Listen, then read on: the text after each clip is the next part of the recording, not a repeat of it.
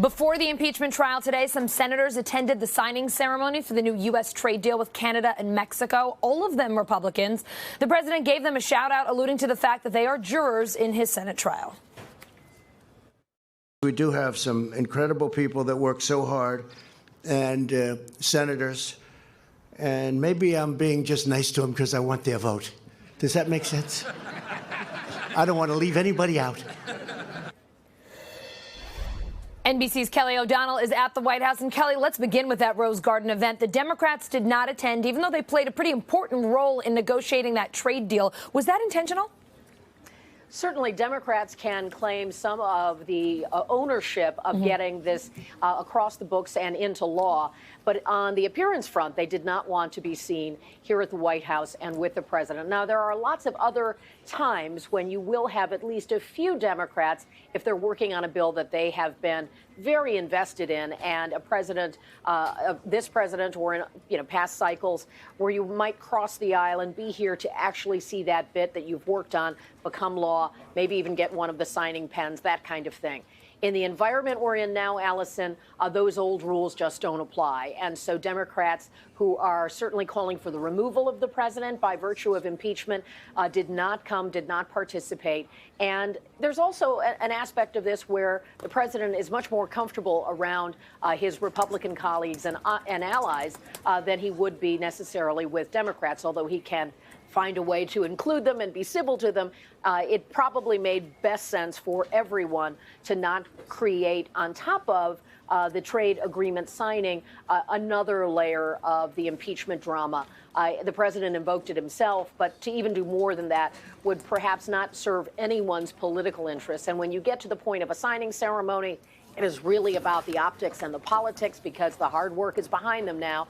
And some of those Democrats may talk about the benefits in their home states and districts as it applies to them. But today was not a day for the victory lap when it comes to Democrats and the USMCA, given the larger environment we're living in. Sure seems like it wasn't, Kelly. The president unleashed a Twitter tirade against John Bolton. In one tweet, he claimed the ex-national security advisor would have led the country to a World War VI. One of Trump's top allies, Senator Lindsey Graham, said today he feels that the president's attacks would only make Bolton's testimony more likely. Does the White House share some of those concerns? Well, when Lindsey Graham is putting out a warning like that in a very public way, it's his hope that he is going to temper the president a bit. If he has that power is anyone's guess, but he certainly has said many times that he tries to give the president advice to help himself. And so he can do that in phone calls, and he can do that certainly by speaking publicly. And there is a sense that antagonizing Bolton is certainly not to the president's advantage. And we've seen an evolution of the president's views on Bolton from the time he left his service to the country in the White House in this iteration, where at first, when we would ask the president if he thought John Bolton should testify, he would say he would love for Bolton to testify. He would speak favorably of Bolton all before the book. And even more recent comments with the president, where we'd have exchanges, he was careful about Bolton to not antagonize him. Now that the book is in a manuscript form that the White House, at least through the National Security Council, has been able to review, and all of the attendant publicity that's gone with it, and all of the sort of shaking of the foundations here, at least initially, where Republicans thought perhaps this might open the door to witnesses, the president came out much more forcefully attacking Bolton. We'll have to watch that over the next hours to see if that continues. What we have seen also is a back and forth with Bolton's lawyer, who is asking about the readiness of that manuscript to be made public for the publisher, which has got a pub date in a couple of weeks. And the White House National Security Council saying that there are classified pieces of information that could uphold or prevent that publication. That is certainly a big issue in Bolton world, and it's the kind of process that happens with regularity when people who leave an administration write books.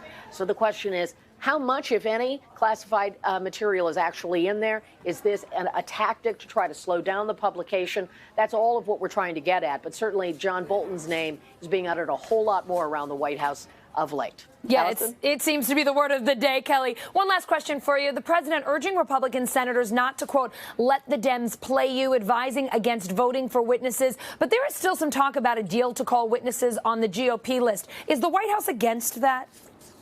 At this point, we have heard the president at times talk about how he wants witnesses and would want witnesses of his own choosing. And at the same time, acknowledging that he's going to try to let Mitch McConnell, who runs the Senate floor and is in charge of this process, be in charge of this process and to not have the president working against McConnell. So at this point, certainly the White House would like to have a speedier end to this, assuming it ends in acquittal, which is the expectation just simply based on where we are politically. The president has a State of the Union address to give right after the Iowa caucuses, where Democrats will get a ton of attention. He'd like to have impeachment behind him by that point.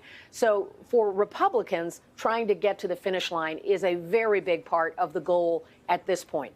Witnesses, even those who may want witnesses to be heard from, they all understand that will extend the trial considerably.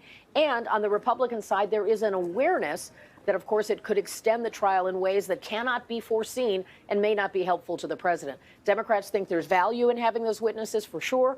A couple of Republicans have indicated that, but so far it does not appear that the votes are there to move to that phase. Anything can change, so we're watching things minute by minute. But as we test sort of where things are at the moment, it seems that McConnell still has some control over his conference to say witnesses are not needed in this phase. But we'll watch that play out. Allison? Kelly O'Donnell at the White House, thank you so much.